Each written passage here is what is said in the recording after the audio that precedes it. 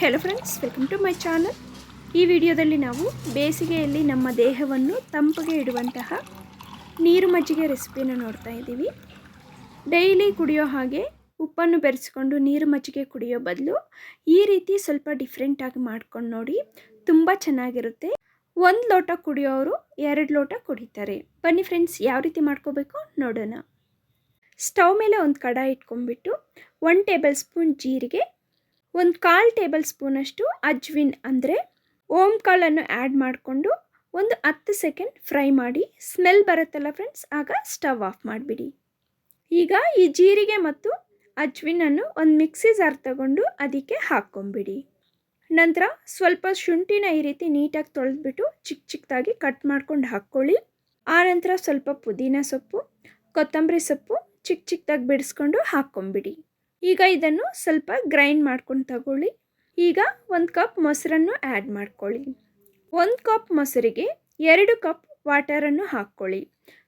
1:2 ರೇಷಿಯೋದಲ್ಲಿ ಮೊಸರು ಮತ್ತು ನೀರನ್ನು ಹಾಕ್ಕೋಬೇಕು. ನೀರನ್ನು ಸೇರಿಸ್ಕೊಂಡ ನಂತರ ನಿಮಗೆ ರುಚಿಗೆ ಬೇಕಾದಷ್ಟು ಉಪ್ಪನ್ನು ಹಾಕ್ಕೊಳ್ಳಿ. ಈಗ ಇವೆಲ್ಲ ನೀಟಾಗಿ ಮಿಕ್ಸ್ ಆಗೋ ಥರ ಇನ್ನೊಂದು ಸಲ ಗ್ರೈಂಡ್ ಮಾಡ್ಕೊಳ್ಳಿ. ಬೇಸಿಗೆಯಲ್ಲಿ ಈ ರೀತಿ ಮಜ್ಜಿಗೆ ಮಾಡಿ ಕುಡಿಯೋದ್ರಿಂದ ಬಾಡಿಗೆ ವಾಟರ್ ಕಂಟೆಂಟ್ ಜಾಸ್ತಿ ಆಗುತ್ತೆ. ಇದರಿಂದ ದೇಹದ ಉಷ್ಣತೆ ಕಡಿಮೆ ಆಗುತ್ತದೆ. ಗ್ರೈಂಡ್ ಮಾಡ್ಕೊಂಡ ನಂತರ ನೀಟಾಗಿ ಒಂದು ಸಲ ಮಿಕ್ಸ್ ಮಾಡ್ಕೊಂಬಿಡಿ.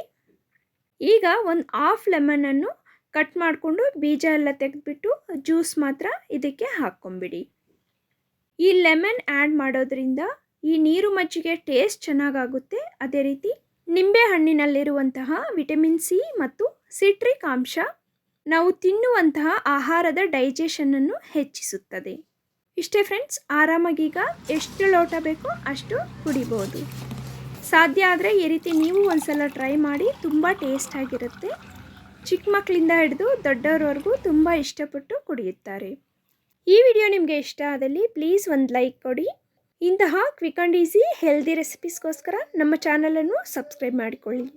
ಹಾಗೆಯೇ ನಿಮ್ಮ ಫ್ರೆಂಡ್ಸ್ ಹಾಗೂ ಫ್ಯಾಮಿಲಿ ಮೆಂಬರ್ಸ್ ಜೊತೆ ಶೇರ್ ಮಾಡಿಕೊಳ್ಳಿ. Thank you for watching and have a great day.